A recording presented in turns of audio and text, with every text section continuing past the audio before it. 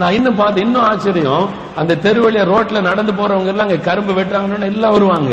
எல்லாரும் கொடுப்பாங்க, உள்ள வராட்ட வெளியே போன்னு விரட்ட மாட்டாங்க. எல்லாருக்கும் குடிங்க குடிங்கன்னு எல்லாரும் கொடுப்பாங்க.